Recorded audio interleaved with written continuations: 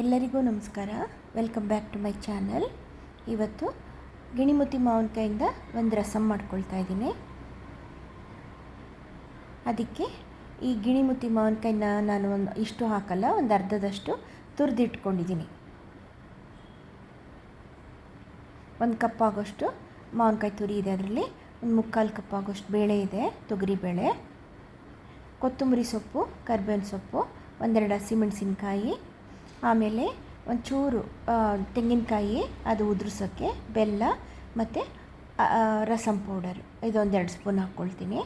ಸಾಸಿವೆ, ಜೀರಿಗೆ, ಇಂಗು, ಒಣಮೆಣಸಿನ್ಕಾಯಿ ಇದನ್ನು ಒಗ್ಗರಣೆಗೆ ಇಟ್ಕೊಂಡಿದ್ದೀನಿ. ಇದಿಷ್ಟು ಇವಾಗ ನಮಗೆ ರಸಮ್ ಮಾಡೋಕ್ಕೆ ಬೇಕಾಗಿರೋ ಸಾಮಾನುಗಳು. ಫಸ್ಟು ತೊಗರಿಬೇಳೆನ ಚೆನ್ನಾಗಿ ತೊಳೆದ್ಬಿಟ್ಟು ನೀರು ಹಾಕ್ಕೊಂಡು ಅದಕ್ಕೇ ಮಾವಿನಕಾಯಿ ತುರಿ, ಅರಿಶಿನದ ಪುಡಿ ಹಾಕ್ಬಿಟ್ಟು ಅದನ್ನು ಒಂದು 3 ವಿಷಲ್ ಹೊಡೆಸ್ಕೊಳ್ಳೋಣ. ಬೇಳೆ ಚೆನ್ನಾಗಿ ಬೆಂದ್ಕೊಳ್ಳುತ್ತೆ, ಹಾಗೆ ಮಾವಿನಕಾಯಿ ತುರಿ ಕೂಡ ಚೆನ್ನಾಗಿ ಬೇಯ್ಕೊಳ್ಳುತ್ತೆ. ಈಗ ಅದನ್ನು ಹಂಗೇ ಮಸ್ಕೊಳ್ಳೋಣ.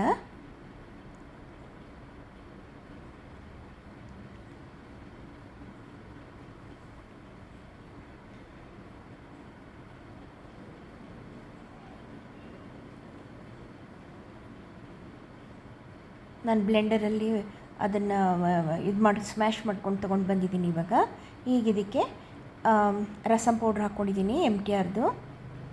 ಇಲ್ಲ ಬೇಡ ಅಂತಂದರೆ ಬೇಕಾದ್ರೆ ಕರಿಮೆಣಸು, ಜೀರಿಗೆ, ಧನಿಯಾ ಅದನ್ನೆಲ್ಲ ಒಂಚೂರು ಹುರ್ಕೊಂಡು ಪುಡಿ ಮಾಡ್ಕೊಳ್ಬೋದು, ಪುಡಿ ಮಾಡ್ಕೊಂಡು ಹಾಕ್ಬೋದು. ಬೆಲ್ಲ ಹಾಕಿದ್ದೀನಿ.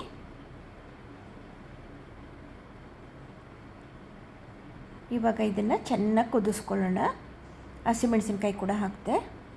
ಈಗ ಅಲ್ಲಿ ಬೇಕಾದ್ರೆ ಹಾಕ್ಬೋದು, ಇಲ್ಲದಿದ್ದರೆ ನಾವು ಬೇಳೆ ಬೇಯಿಸ್ಕೊಳ್ಳುವಾಗ್ಲಾರ ಹಾಕ್ಬೋದಕ್ಕಿತ್ತು. ಅದನ್ನು ತೆಂಗಿನಕಾಯಿ ತುರಿ ಹಾಕ್ಕೊಂಡಿದ್ದೀನಿ.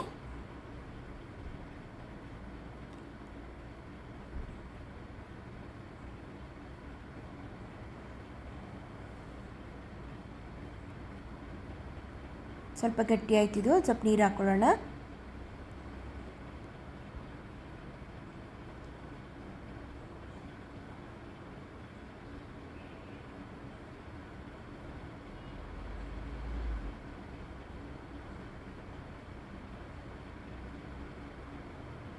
ಇದು ಚೆನ್ನಾಗಿ ಕುದೀಲಿ. ಇವಾಗ ಇದು ಕುದ್ದ ಮೇಲೆ ಉಪ್ಪು ಹಾಕ್ಬಿಟ್ಟು ಒಗ್ಗರಣೆ ಹಾಕಿದ್ರೆ ಮಾವಿನಕಾಯಿ ರಸಮ್ ರೆಡಿ.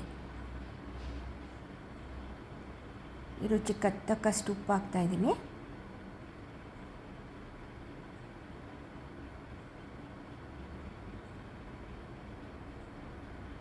ನೋಡಿ ಚೆನ್ನಾಗಿ ಕುದೀತಾ ಇದೆ. ಈಗ ಇದಕ್ಕೆ ಒಂದು ಒಗ್ಗರಣೆ ಕೊಟ್ಟರೆ ರಸಮ್ ರೆಡಿ.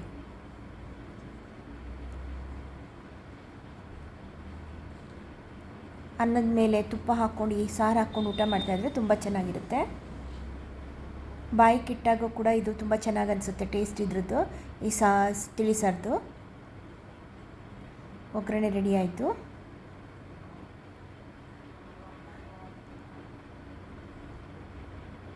ಚೂರು ಕೆಂಪು ಮೆಣಸಿನ ಪುಡಿನ ಹಾಕ್ತಾಯಿದ್ದೀನಿ.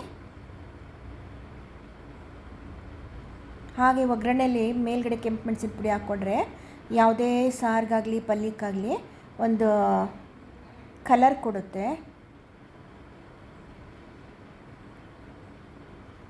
ಅದರದ್ದು ಕಲರೇ ಚೇಂಜ್ ಆಗೋಗ್ಬಿಡುತ್ತೆ. ಪಲ್ಯ ಆಗಲಿ ಸಾರಾಗಲಿ ಅದರದ್ದು ಕಲರೇ ಚೇಂಜ್ ಆಗಿಬಿಡುತ್ತೆ.